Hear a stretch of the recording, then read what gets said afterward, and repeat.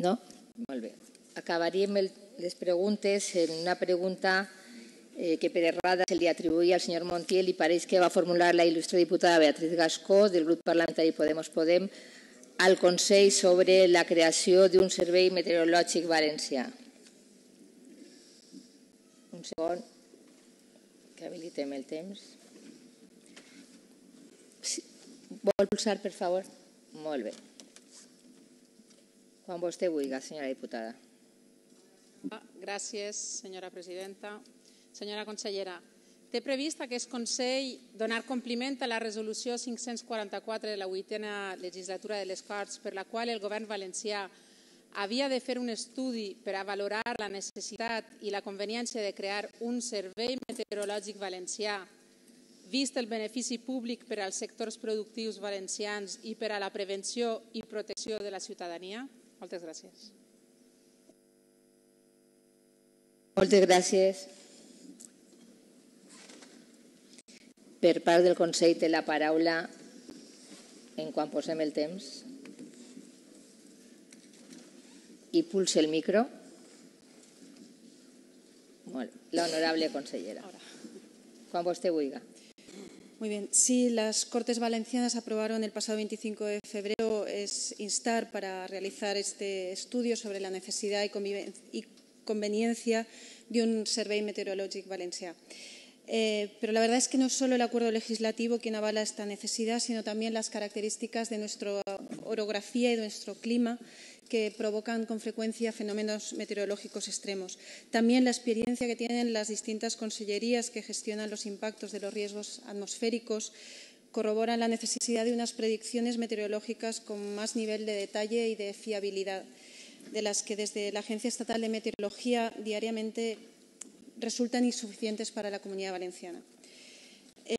Bien, nuestra política, y más en estos momentos, no va a ser caer en la tentación de crear por crear o inaugurar nuevos institutos, organizaciones, sino en sacar un mayor rendimiento a lo que ya existe. Por ello, recordamos que desde los años 90 contamos con el Centro de Estudios Ambientales del Mediterráneo, que actualmente desarrolla una serie de actividades en materia meteorológica que entrarían dentro del concepto de meteorología propia y específica de la Comunitat Valenciana, como indica el Estatut. El Centro de Estudios Ambientales del Mediterráneo está realizando, entre otros, previsiones de ozono, validación de datos de radiación ultravioleta y previsión a 24 y 48 horas, previsiones de olas de calor y de frío, validación de datos de la Red Valenciana de Vigilancia y Control de la Calidad del Aire, y también queremos que en el futuro participe en el seguimiento de la estrategia energética y de cambio climático del País Valencià. Todos estos aspectos, por tanto, se considera que tienen un encaje en un centro meteorológico y que van más allá de la labor que realiza la Agencia Estatal de Meteorología. Y consideramos que estas medidas podrían unificarse como las actividades iniciales del Servei Valencià de Meteorología y Climatología, unificando las diferentes líneas de trabajo y también mediante un convenio con el CEAM, con el Centro de Estudios Ambientales, para el análisis, estudio e informe de las tareas del Servei Meteorològic. De todas formas, también queremos ser realistas en este sentido porque la situación en la que nos hemos encontrado el Centro de Estudios Ambientales del Mediterráneo en términos de dotación y personal también es bastante deficitaria. Solamente por relatarle brevemente que actualmente el centro solamente cuenta con 26 personas, cuando hace 4 años contaba con 100 y el presupuesto también en 4 años se ha dividido por 4. Con lo cual somos realistas y creemos que vale la pena ser prudentes, sin embargo, teniendo en cuenta que esas necesidades de información meteorológica adaptada a la Comunidad Valenciana son necesarias. Muchas gracias. Gracias, señora consellera. Señora Gascó.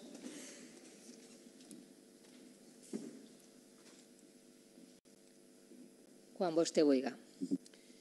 Ens sembla molt positiu que la seva conselleria tinga com a objectiu la posada en marxa d'un servei com aquest, reconegut d'importància vital a nivell internacional ja en 1947 pel Conveni de l'Organització Mundial de Meteorologia i inclòs en el nostre Estatut d'Autonomia en l'article 49.15.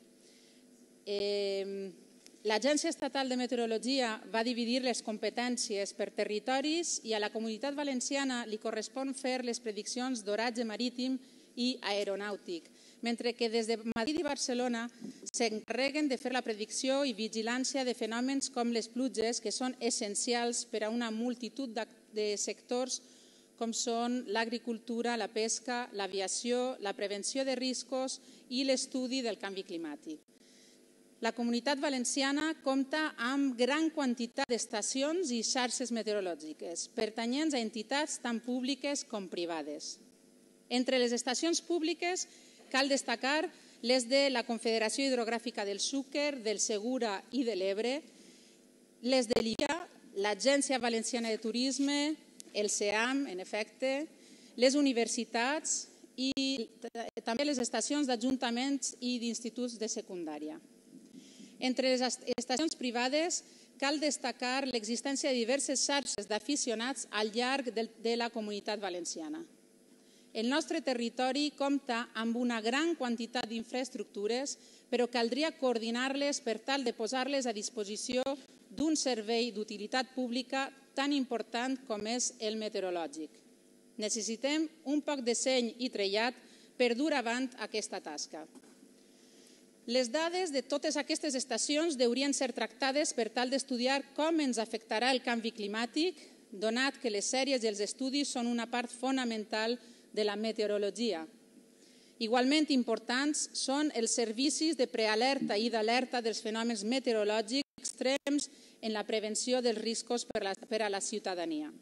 En quant als costos, podrien ser substancialment reduïts si el Consell assumira un paper de coordinació de les xarxes existents i arribara a un acord amb l'Agència Estatal de Meteorologia per fer tornar el seu grup de predicció i vigilància a la Comunitat Valenciana.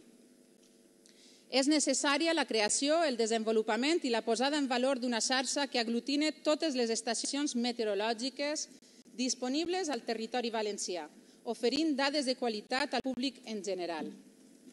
Entre les associacions d'aficionats es troba l'Avamet, que avui ens acompanya, i que té actualment censades 673 estacions al territori valencià, de les quals 124 pertanyen a la província de Castelló, 315 a la província de València i 235 a la d'Alacant.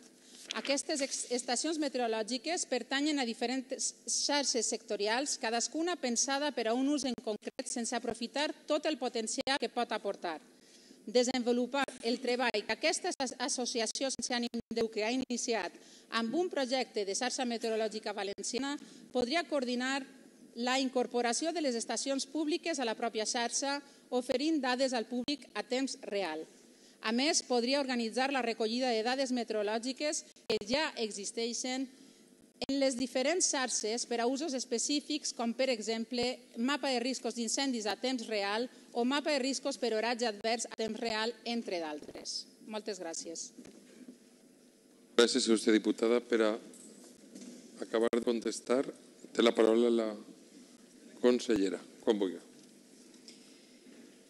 Sí, brevemente. En efecto, la creación de ese servicio meteorológico debería tener como objetivo clarísimo coordinar todas esas redes y datos de información, pero entiendo que está de acuerdo conmigo que para esa coordinación hace falta tener una estructura informática potente, una dotación de medios y personal de la que ahora mismo no disponemos. Lo estamos reivindicando. Necesitamos financiación para llevar a cabo medidas y actuaciones y organismos necesarios no solamente para el ámbito agrícola, sino para muchas actuaciones de tipo transversal, para prepararnos ante riesgos y, desde luego, todo eso bajo un paraguas mucho más amplio y necesario en términos de actuaciones y de conocimiento y de información, que es preparar nuestras estrategias ante el cambio climático.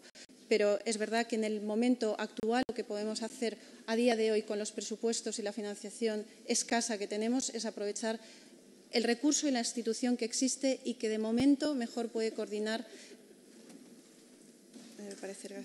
todas esas actuaciones, que es el Centro de Estudios Ambientales del Mediterráneo, con la idea de que progresivamente podamos ir reforzando todo ese servicio. Gracias. Moltes gràcies, honorable consellera. Senyor Alfredo Castelló, li demano que guarde silenci quan estan contestant a preguntes.